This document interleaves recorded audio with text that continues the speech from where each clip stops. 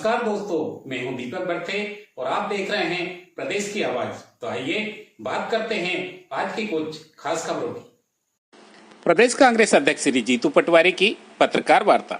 मध्य प्रदेश में ओबीसी आरक्षण पर संवैधानिक संकट, मध्य प्रदेश में तत्काल राष्ट्रपति शासन लागू, जीतू पटवारी। मध्य प्रदेश कांग्रेस कमेटी के अध्यक्ष श्री जीतू पटवारी ने आज मध्य प्रदेश सरकार द्वारा अन्य पिछड़ा वर्ग ओबीसी को 27% आरक्षण के कानून को लागू न करने और इससे उत्पन्न संवैधानिक संकट पर गंभीर चिंता व्यक्त की है। उन्होंने राज्य की भाजपा सरकार पर संविधान की अवमानना का आरोप लगाते हुए महामहिम राष्ट्रपति महोदय से मध्य प्रदेश में तत्काल राष्ट्रपति शासन लागू करने की मांग की है।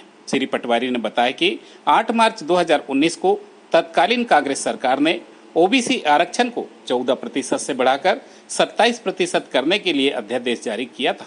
इस अध्यादेश को MBBS की एक छात्र स्मृति दुबे द्वारा चैलेंज किया गया, जिसमें हाईकोर्ट ने इस बढ़े हुए आरक्षण को मेडिकल पोस्ट ग्रेजुएट में लागू न करने पर रोक लगाई थी। इस अध्यादेश को बाद में जुलाई 2019 में विधानसभा द्वारा विधिवत कानून बनाकर लागू किया गया था। इस कानून को आज तक किसी भी याचिका में चुनौती नहीं दी गई है और न ही किसी न्यायालय में इस कानून को लागू करने पर रोक लगाई है। इसके बावजूद मध्य प्रदेश सरकार अपनी सुविधा के अनुसार कभी 27% तो कभी 14% आरक्षण लागू कर ओबीसी वर्ग, खासकर युवाओं के भविष्य के साथ खिलवाड़ कर रही है, जिससे ओबीसी वर्ग के अभ्यर्थियों के साथ घोर अन्याय हो रहा है। श्री पटवारी ने कहा कि कई विभागों में 27% आरक्षण के आधार पर चयन प्रक्रिया शुरू की गई है, लेकिन चयनित अभ्यर्थियों को पिछले 4-5 साल से नियुक्ति पत्र नहीं दिए गए।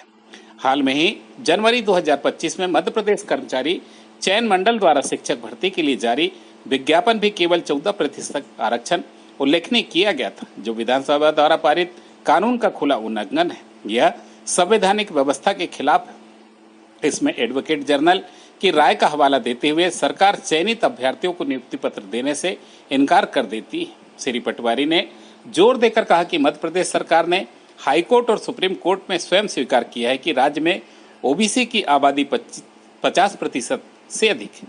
फिर भी मुख्यमंत्री डॉक्टर मोहन यादव, जो कार्यपालिका के मुखिया है, ने विधेयक द्वारा बनाए गए कानून को लागू करने में पूरी तरह विफल रहे।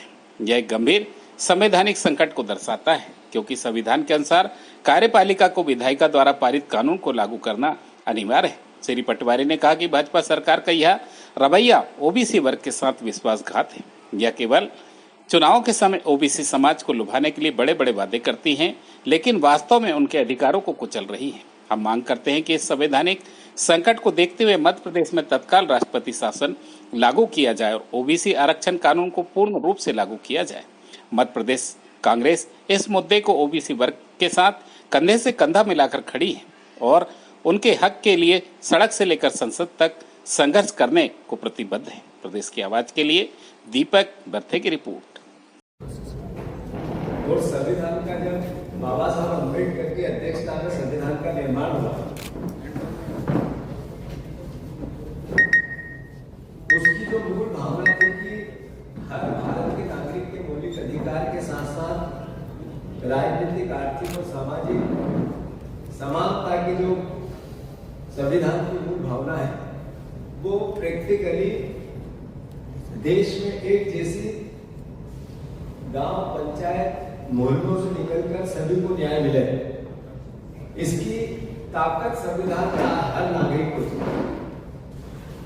साथियों, राहुल गांधी जी ने पिछले कई सालों से संविधान की रक्षा की जो धारणा देश के सामने समर्पित की, वो किसी से छुपी भी नहीं। जब वो आरक्षण की लड़ाई की बात करते हैं तो कई बार उन्होंने अपने वक्तव्य में कांग्रेस पार्टी ने स्पष्ट किया कि आरक्षण का 50% की केप को भी अगर तोड़ना पड़े तो कांग्रेस पार्टी की मूल भावना जो सामाजिक न्याय की लड़ाई है, उसको लेकर वो उस पर जा सकती है। जातिगत जनगणना भी सामाजिक न्याय की लड़ाई का एक हिस्सा है, जो राहुल गांधी जी बार बार कहते हैं। रेवंत रेड्डी ने जातिगत जनगणना करवाकर पूरे देश में ये मैसेज दिया, जो हमारे मुख्यमंत्री कि कांग्रेस पार्टी की सोच और उसके करने की कार्यशैली एक जैसी। हमारे मुख्यमंत्री, पूर्व मुख्यमंत्री कमलनाथ जी की 15 महीने की सरकार थी, उसमें हमने 27% आरक्षण 14% से किया।